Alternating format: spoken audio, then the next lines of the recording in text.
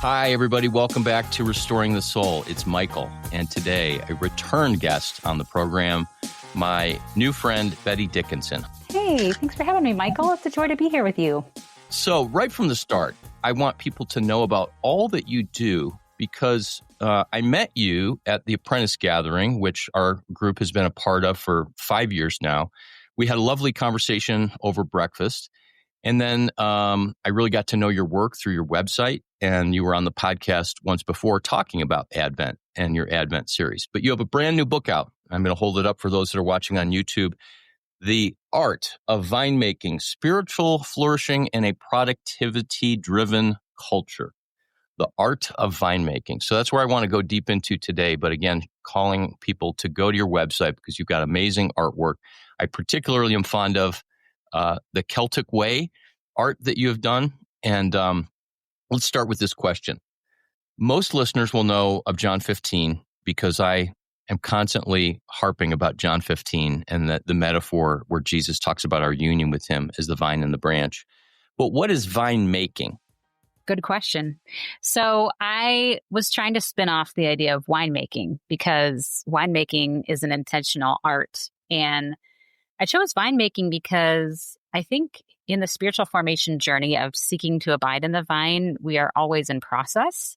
And so the idea of winemaking is God's intentional creative process to help us to be unfold into who we are. And the work that goes into, as he is the Father vine dresser, the work that goes into cultivating us to become more like Jesus, the true vine, as his branches.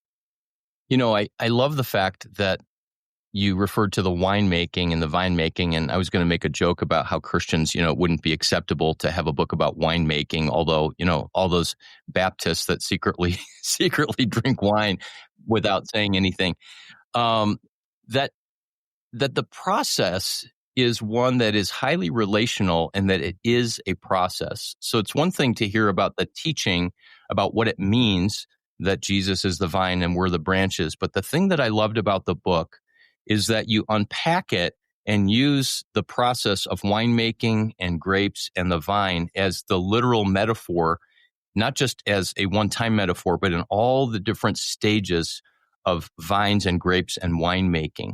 And it was a beautiful parallel. I mean, it was uncanny when you really unpack that. And here's the cool thing that I want listeners to know. You are not a person that just went and read a book. You met Dave. And tell the story of meeting Dave and what Dave is and how that relationship developed and how this book came to life. Yeah. So several years ago in 2019, I was commissioned to do a painting and a devotional piece on John 15. And I thought, wow, that would be amazing if I could actually meet a real vine dresser, somebody who actually tends vines, because I could write about this, but I don't have any idea what goes into pruning or cultivation. And because I live in Traverse City, we are a growing wine region. And I was able to connect with this vine dresser named Dave Boss, who he had tended vines in Napa Valley, California, and moved here and was really seeking to influence the wine industry to become more organic. So the way that he tends vines is actually very more similar to the way they would have in Jesus's day, because he doesn't have large machines or fertilizers, or it's not industrialized. And so when I met with him, I had, told him I wanted to get pictures of the vines for source images for this painting. But in reality, I was like, I have so many questions for you because we read this passage all the time.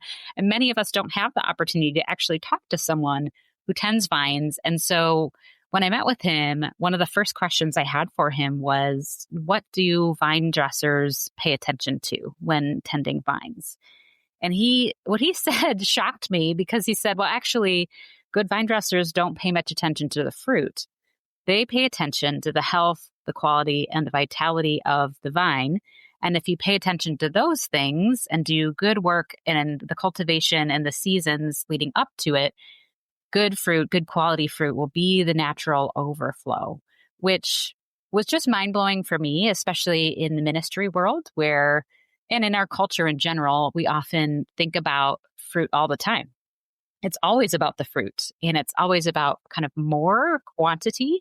But what he began to teach me was that it's actually more about quality.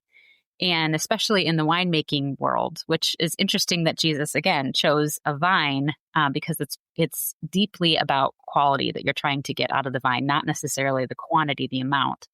And so it really began this 6-year journey of meeting with Dave in the vineyards in every season because I was so hungry to learn more. After he said that one thing, I was like, well, wait, how does this even work?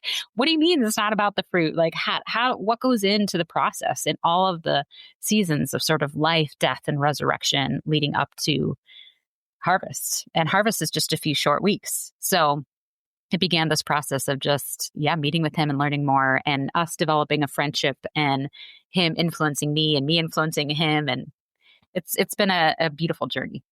And you really unpack that, chapter after chapter as that relationship evolves and as your knowledge and understanding evolves of, it's almost like as I read through, I remember there was this sense of every chapter. It's like, okay, here's what you learned with Dave, and you went out again into the fields and to the vines. And then the next chapter, it's like, and then the next stage.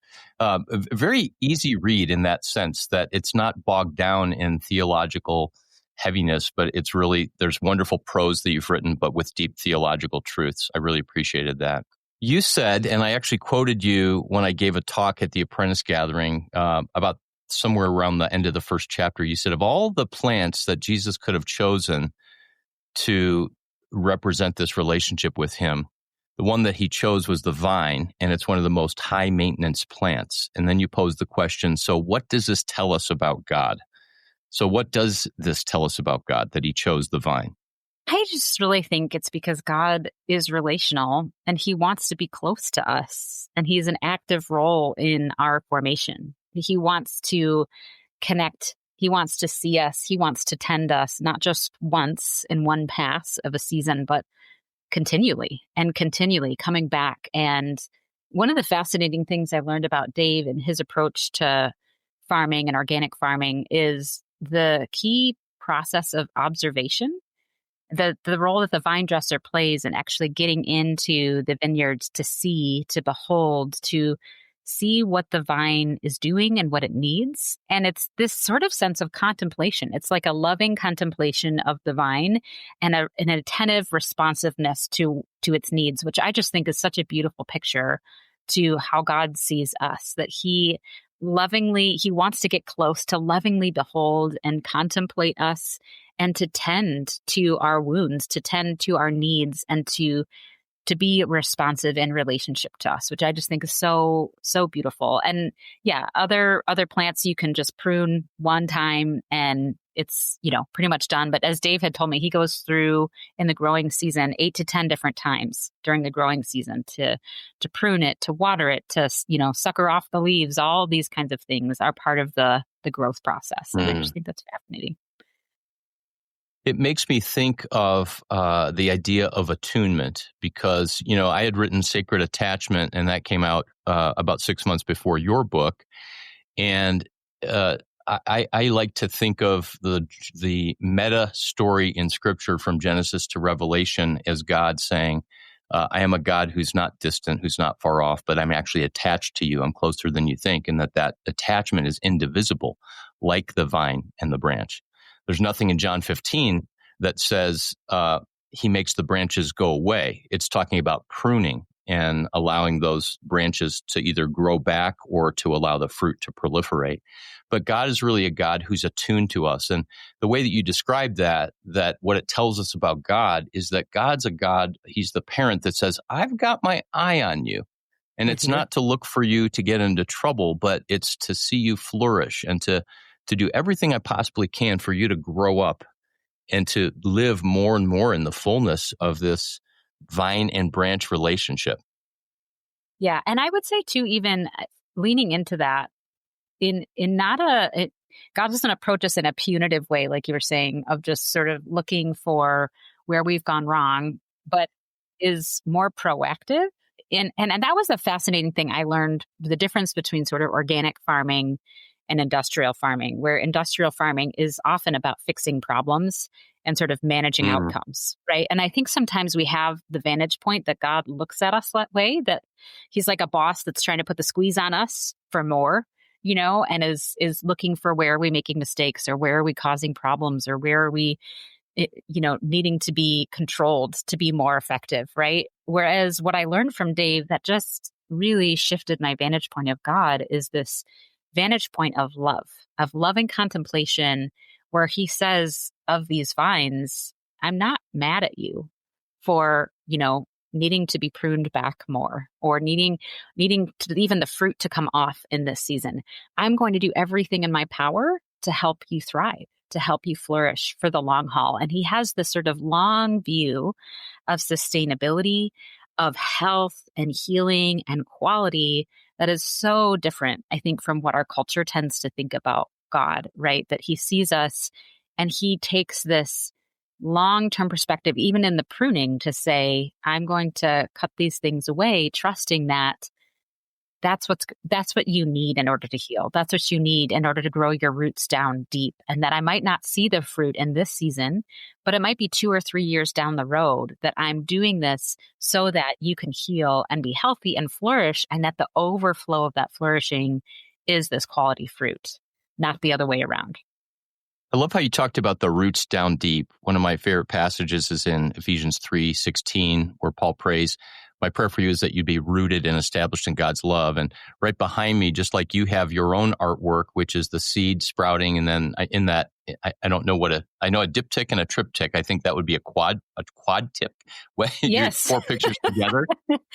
But, so I have a piece of artwork where it's just roots that are going down to the ground, and the roots are painted on the glass and then behind. So it was a relatively inexpensive piece of art, but it's multidimensional. It's really cool. So I like to do the podcast in front of that. Can we just define something before we go any further? And this is also, I used your quote as a jumping off point to propose the idea that when we think of spiritual fruit, the first thing we think of is leading people to Jesus, or serving the poor, or doing something and somehow producing, which I want to unpack later. But first and foremost, fruit is spoken of as something internal, the fruit of the Spirit, and that has to happen and that has to grow before anything else. Therefore, the fruit that God is producing in all of this winemaking and vine making is love, joy, peace, patience, kindness, gentleness, goodness, faithfulness, and self-control, plus all the other fruits of the Spirit that aren't listed there, like compassion and all of those qualities of God's truth, goodness, and beauty. But would you agree that the fruit, it's like that's what God wants to do in us? He wants to make us joyful. He even said in John 15 that I'm telling you this so that you would have joy. Mm-hmm. Absolutely. And it's funny because when I talk about this with people, I reference, I don't know if you've heard the Uncle Charlie song. It's a silly kid song, but it's like the fruit of the Spirit's not a coconut. The fruit of the Spirit's not a coconut. If you want to be a coconut, you might as well hear it. You can't be the fruit of the Spirit. And it's this silly, playful song to teach kids that the fruit of the Spirit isn't something tangible that you can see like a coconut, right? And I think we need an adult version of the song that says, okay, the fruit of the Spirit isn't a crowd. The fruit of the Spirit isn't an applause. The fruit of the Spirit's not a product. It's not something you produce. It's the overflow of who you are becoming as you become like Jesus. And that expresses itself in tangible ways, like you'd said, like caring for the poor and leading people to Jesus. But the first fruit, sort of the overflow of us abiding in Jesus, is that we become like Jesus. And that as we become like Jesus, we do the things like Jesus. But yes, the first thing is this internal transformation that deeply comes from the roots of our abiding. And yes, I agree. And I think that it's a difficult shift, because I think we often think about fruit in terms of numbers too, and even our performance, and so we evaluate people like we do machines by their output, whereas that's just not how God views us. So that's a great segue into where I want to spend a chunk of time. And you set up this paradigm of contrast between the productivity-driven approach and the flourishing approach. And I'd literally like to go down this list and maybe do what I did once with a guest called the lightning round, like on a game show where you just give a couple of words about each one. But so this is kind of a flourishing approach versus productivity. The first one is, well, let me just allow you to comment. First of all, you've touched on it already. why this contrast, and why did you feel it was important to spell this out at the beginning of the book before you get into the stages and the process of growth? Yeah, I think because, like all of us, we come to the scriptures with a cultural lens, right? And I think in particular in Western culture, we're very formed by the Industrial Revolution, which focuses a lot on outcomes, focuses a lot on efficiency, success, numerical growth, sort of uh, linear growth as well, that it's sort of like we always need to be having a growth chart going up and to the right. And I think that can shape our view of fruit when we talk about it, or when we talk about what's the goal that God is after here. And I think that contrast is critical, because if we are constantly being shaped by a productivity driven culture, then we will often shift that into our spiritual life and our view of God, ourselves, and one another. And I think that we need this mindset shift because it is so countercultural, and we need to make sure we're understanding the water that we're swimming in and how it's different than the way that Jesus has designed it and his approach and desire for us. Stay with us. We'll be right back. What if healing didn't have to take years? Hey friends, it's Michael. At Restoring the Soul, we guide men, women, and couples through intensive counseling that brings deep transformation, often in just a few weeks. And our mission is fueled by generous people like you. Now you can become a monthly partner by setting up a recurring donation of any amount. If you give $20 or more on a monthly basis, I'll send you a signed copy of my book, Sacred Attachment. To set up a monthly gift, visit restoringthesoul.com and click donate. Make sure in the notes section to type the word book. Thanks for helping to restore lives. Thanks for that. So the first contrast is in the flourishing approach, it's quality; productivity driven approach, it's quantity. So you want me to lean into that? What does that mean? Yeah. You can just say like a sentence or two for each one. Yeah. So God cares more about the quality of our relationships and the quality of who we are becoming and our character, more than the quantity of the things that we produce. Okay, and flourishing approach is quality or process, and the process productivity driven approach is product. So process versus product. Yes. So God cares more about the long-term transformational journey that we're on with him in the process of that, just like an artist in their craft cares deeply about the creative process and how that evolves, more than the outcome of what is produced, or sort of the overflowing thing that's accomplished at the end. This next one gave me pause and really made me ponder. In the flourishing approach, it's relational responsiveness, and in the productivity approach, it's system efficiency. Yes. So to unpack that a little bit with the vineyard, when I saw Dave, for example, and he was, rather than setting up a system that was the same for all of the vines and assuming the most efficient thing is just to water them all the same, to tend them all the same, to harvest at the same time every year, to prune at the same time every year on the calendar, that would be a lot more efficient as a system. His approach is much more relational and seeing, okay, he's paying attention to even the moon cycles and the sun and what season the vine is in, to respond to not only the surrounding relationships between the vine and its surrounding context and climate, but also even one vine right next to another one. It might be needed to be tended differently. So it's responding relationally to the attunement to each of the vine's needs.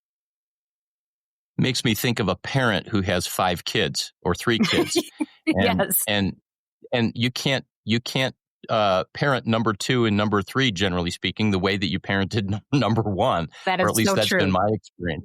Yes. You've got to be attuned and treat them like individuals, or you're going to actually do damage.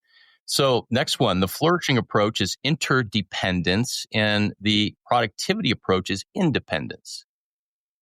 Yeah, so interdependence is trusting that it's more about the relationships between the vine and the branches, is that's one interdependent relationship. But then the entire surrounding vineyard system of the other plants around it, the climate, the sun and moon and rain and all of these things have this reciprocal relationship with one another. And that even cover crops, for example, that are planted next to vines will infuse different nutrients that the vine needs. And so in a similar way, God has developed all of creation to be interdependent, and that we need reciprocity in our relationships with one another, that you can nourish me in a way that I need, and that I can nourish you in the way that you need.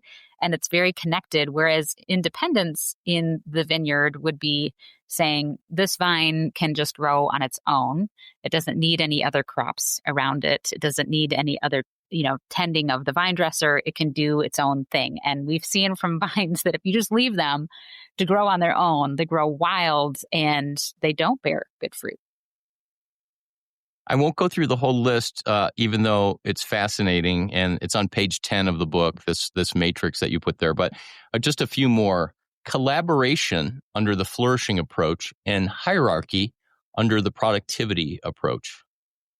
Yeah, so collaboration, if you think about even how the vines produce fruit, with all fruiting trees and vines, there's flowering, which is sort of cross-pollination between the different parts of the branches.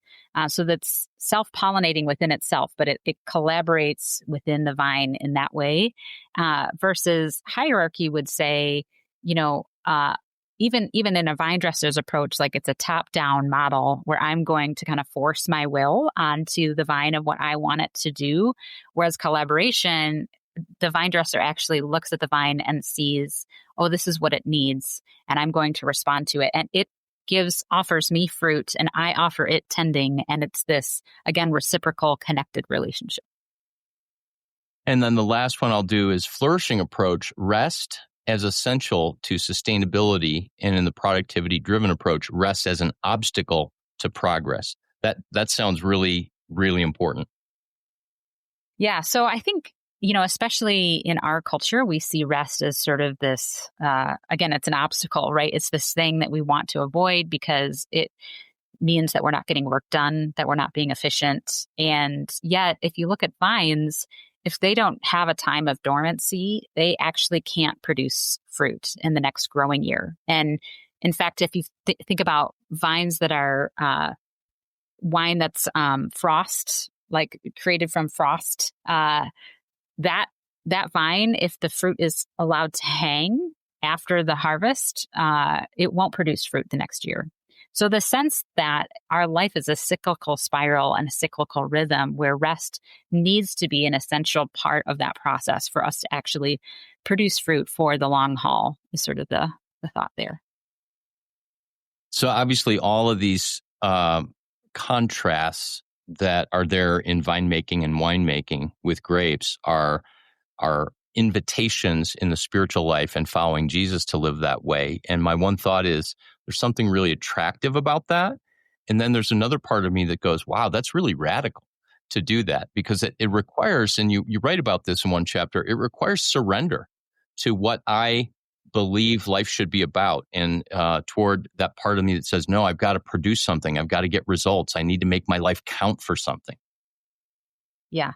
Well, and I think a lot of this, came to a head in my sabbatical, and I write about this in the book. But just what was fascinating about the timing of meeting Dave was it was right before I took a sabbatical, which was this, and it was right during the pandemic, which was also very interesting timing when the world had sort of this forced sabbatical, to recognize how much I had been in sort of this forced rest, how much I had actually put my identity and attachment to my work as a sign of my own identity, as a sign of my worth. And that not only did I need to rest, but I needed to detach from the work as a part of who I thought that I needed to be, or who I was. And so I think that this, it's a painful invitation, right? Because like you said, it's hard to surrender that. It's hard to surrender that I could be, who am I? Who am I without the things that I do, without my work? And what does it mean to abide in the vine? And just like the vines in dormancy, where all of the fruit and all of the leaves are sort of stripped away, and all that you can see are this barren branches clinging to this vine. And you see the essence of the vine as it is, and that you see that these branches connected to the vine, that is the truest thing about them. And that for us, when we get everything else is stripped away, when all the performance, when all the producing, when all the activity is stripped away, who are we apart from all of that? And we have to recultivate that intimacy and belovedness and belonging in God to remember, that's actually the essence. That is the essence of who I am. That a branch still remains a part of the vine, whether or not it's bearing fruit. It's still a part of the vine. And that's the truest thing about it. In those seasons of dormancy, is that for an entire season or year, like in farming, where they leave a field fallow and allow it to regenerate? So sometimes dormancy is every year. It's a seasonal rhythm. So what's fascinating about it is it's basically, here in Michigan, it's November to late April, early May. So that's like half the year where the vine is in dormancy. But there's some vines that, at the end of the dormant season, when Dave goes to prune the vines, he will assess its level of health. And so vines that, for example, have grown their branches all the way up to the top of the trellis will get pruned back less. Whereas vines that didn't grow up to the top of the trellis, he will take all of the fruit and he'll prune it all the way back.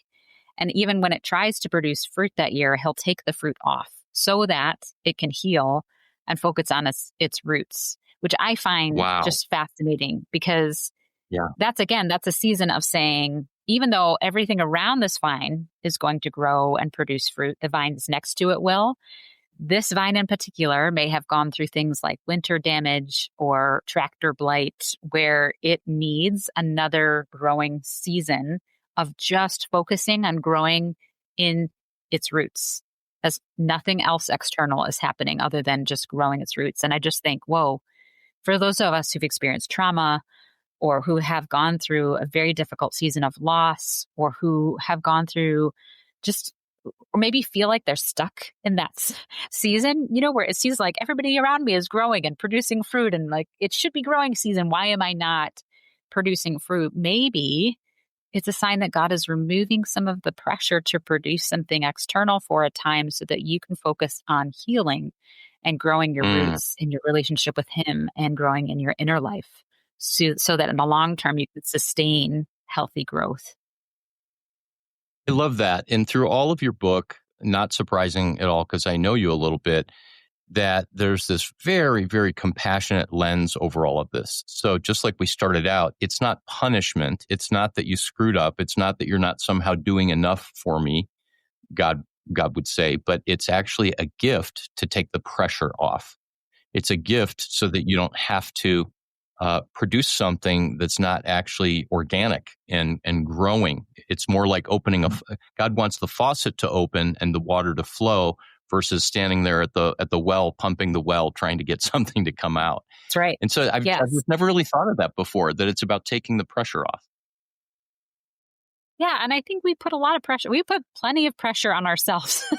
The last thing we need is to feel like God is also putting pressure on us, because we just feel that in our culture of the comparison to other people and their successes, whether it's the growth chart of somebody else's ministry or the growth chart of somebody else's business, that we can feel like if we aren't growing exponentially in some external way, that we're a failure. And that's just not at all the way that God sees us. Not only is the fruit measurement very different than sort of this external metric of success, but it's also an invitation into this cyclical rhythm of abiding that is withdrawing and allowing and actually seeing that seasons of letting go of the fruit and letting ourselves lay fallow, of letting ourselves descend into dormancy, into the roots of the inner life is essential. And that actually, if we don't do those things, as John O'Donohue writes, he says, if we don't attend to the inner life, we lose the habit of soul. And our whole lives can become this external performance that's void of any kind of internal soul that fuels everything else. And that we lose touch with our truest selves, our truest voice, and God's voice within us that we desperately need to recover and hear in times of silence and solitude and dormancy. It's interesting, the dormancy in the way that you described that, and especially the taking the pressure off, which is a gift and it's compassion, reminds me of the gospel reading yesterday in the Anglican lectionary. And that was the story of John, where the angel comes to John and he says, I'm sorry, not John. Who was Elizabeth's husband? Zechariah? Yeah, Zechariah, sorry. John was their son. So Yes. in the reading, the angel comes to Zechariah and he says, how is this going to happen? How is this going to be? And then it says that because he questioned, God made him mute. And the speaker, my priest, said that what if God made him silent, not as a punishment, the way that the text seems to say it, but what if the silence was a gift? Because at his age, with all of the ways that he had lived his life and with all of the dashed hopes, that only in silence and contemplation for the next 9 months could he actually take in all of what God was doing. And there was this sense of incredulity, but silence was the necessary way for him to be able to process it. And there again, I think one of the things I always try to encourage our listeners is to expect and to look for God's first response is compassion and mercy and kindness. And it might feel as if it's a, quote, season of dormancy where we're being punished or we're somehow inadequately loving God or pursuing him or being faithful, but that all of the things that come toward us and that we experience are gifts. And it certainly doesn't feel that way, especially for those of us, as you alluded to, that have been through really, really hard seasons of trauma. But there's just that lens of, no, God's first movement and response is always one that's for us, that's attuned to us, that has his eye on us, just as we started out, that the whole story of the vine and the branch really tells us what God is like. Yeah. Well, and then with that invitation into silence and sort of the removing of the pressure, like you said, there's something about, I look outside right now and here in Traverse City, everything is blanketed in snow. And there's something beautiful about the silent stillness of that there aren't birds making noise. It's a very silent landscape. And what I love, Henry Nouwen says that the word is the instrument of the temporal world, the present world, but silence is the instrument of the eternal world. And that in order for a word to bear fruit, it must be spoken from the silent world of the eternal world within into the present world. And if we don't take those times to withdraw, if we don't receive that dormancy, like you said, as a gift from God, to relieve the pressure that we don't have to produce or perform right now, all we have to do is attend to God's presence with us, to his healing, to his voice, to listening.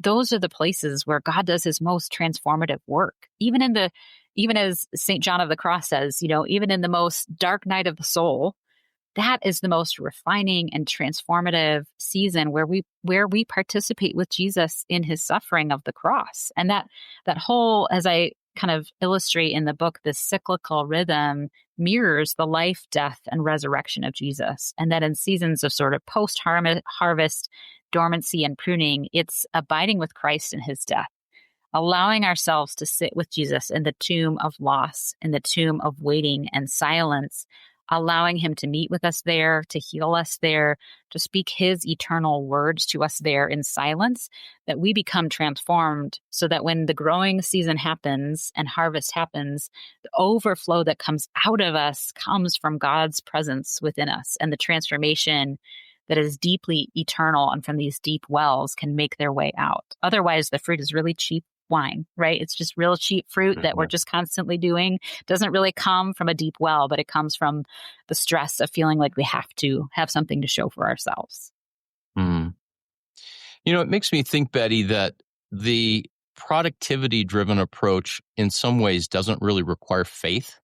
And I don't mean faith as believing that God exists, but faith that if I do nothing except to be present to the vine, be present to love, to sit in the tomb with Jesus while nothing is happening and everything sits dead, that God is still active, that God is still bringing forth life, that over the Good Friday, Holy Saturday, and then Easter, that in those in-between days that something is happening and God is not absent in the midst of what feels like him forsaking us.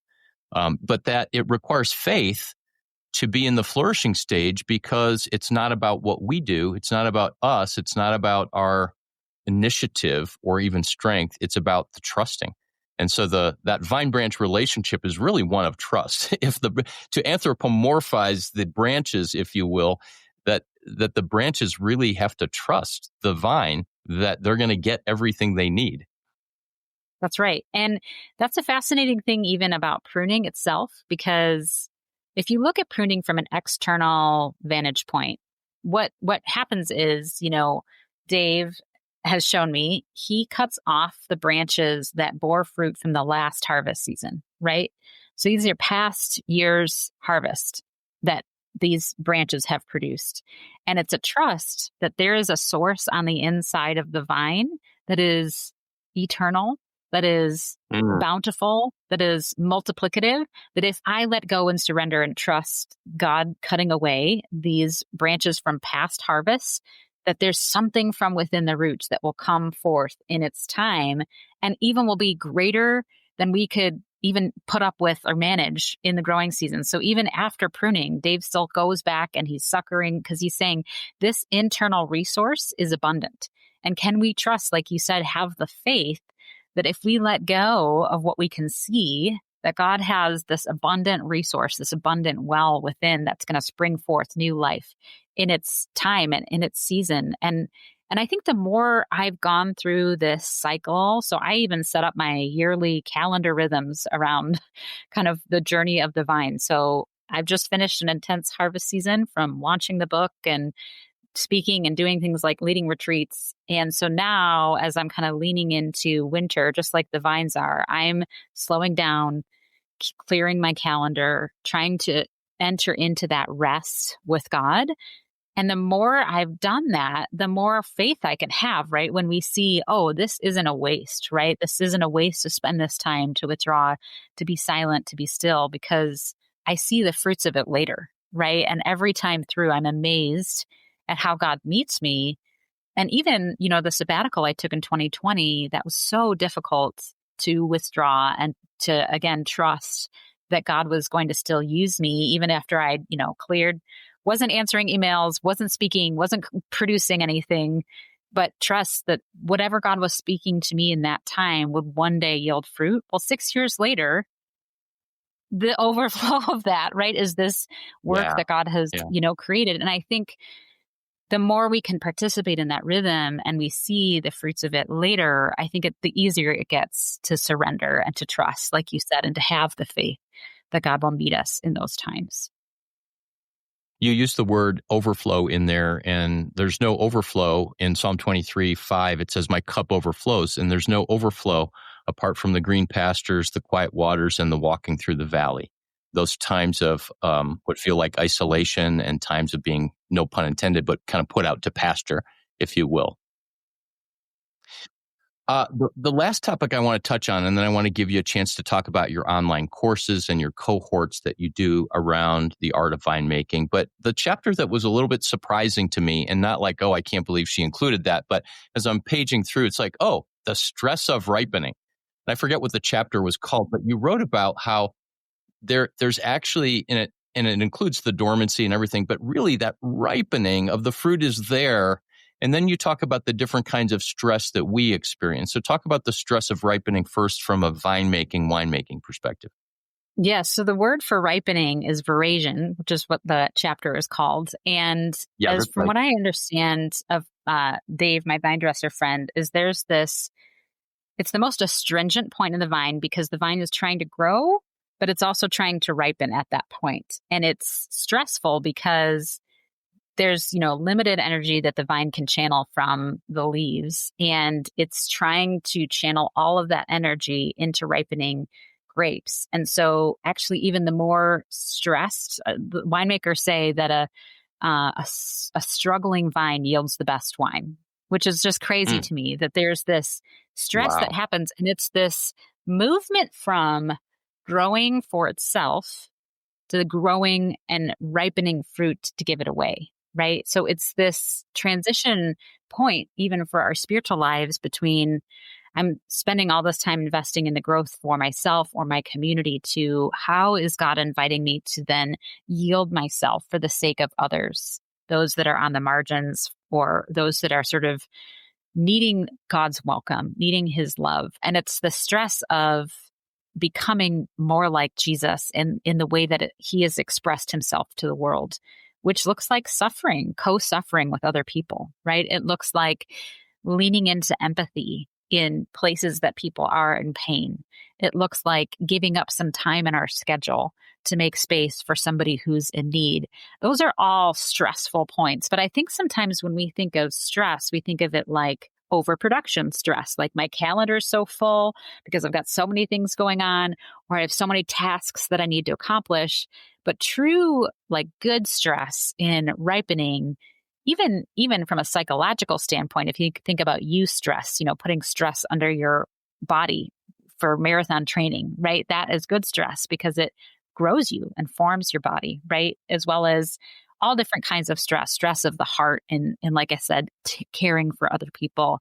Those are the kinds of things that ripen good quality fruit that looks like and tastes like the kingdom of God. And that looks like Jesus, that when the world experiences fruit that has ripened out of that kind of stress, tastes it and says, like, they've saved the best for last. This is truly a taste of heaven on earth.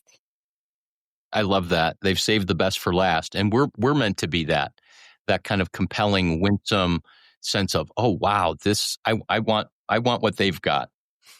So Betty, talk about, we talked at the beginning about your website, and you have put together online courses and you have cohorts and you have a lot of product that are your artwork, and your book on Advent. There's breath cards that you have, so many things. But specifically for those who are listening to this podcast and who are going to get the book, talk specifically about the courses and the cohorts, because I think people are really hungry, not just to get information and to read the book, but how can I be in a community? How can I participate in this with other people? Well, I love that you asked that, because I think, I know you know this, but I want to encourage listeners that true formation happens out of the right side of the brain. And I know Michael's talked about this before, right? Which is the character formation. All of the ways that we are transformed in the spiritual life mostly happen from these relational attachments.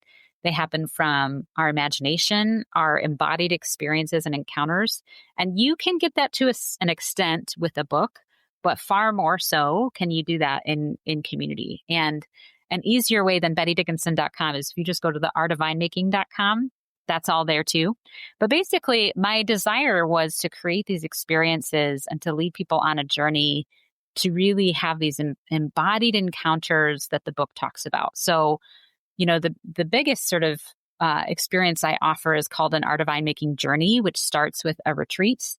We just had one here in Traverse City in October where we actually got into the vineyards and we had these conversations where people got to meet Dave, the vine dresser, and have their minds blown in the same ways that my mind was blown every time I talked to Dave about what that means for the spiritual life and how he looks at the vine. And boy, the people that commented on that said, I just had all these beautiful embodied encounters with God through time in the vineyard, through time talking with Dave and seeing a different approach to vine making or from tending vines than what I had thought God was like.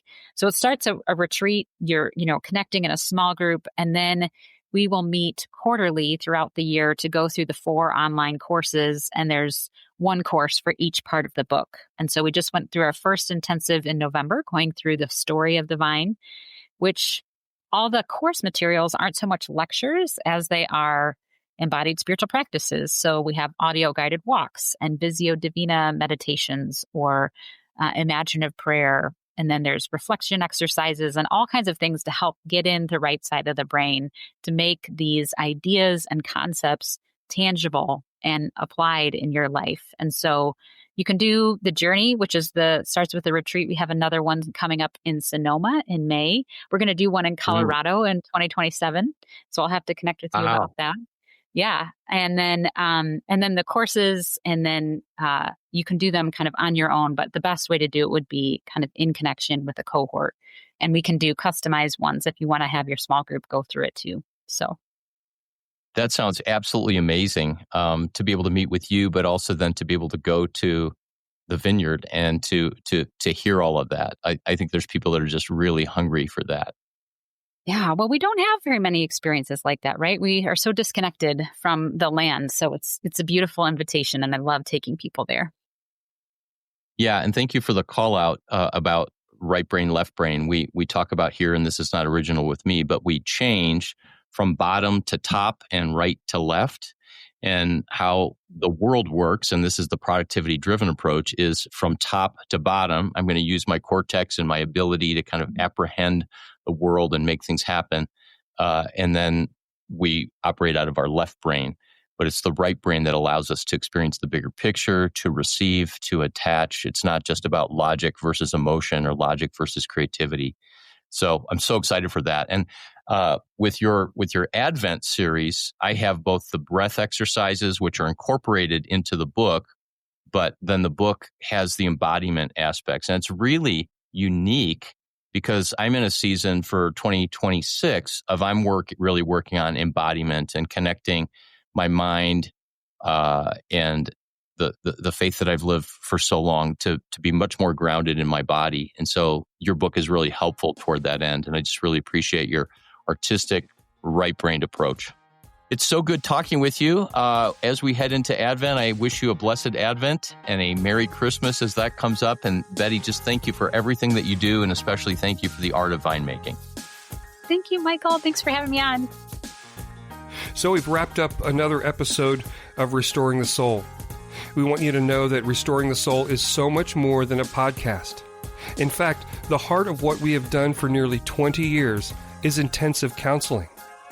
When you can't wait months or years to get out of the rut you're in, our intensive counseling programs in Colorado allow you to experience deep change in half-day blocks over 2 weeks. To learn more, visit restoringthesoul.com. That's restoringthesoul.com.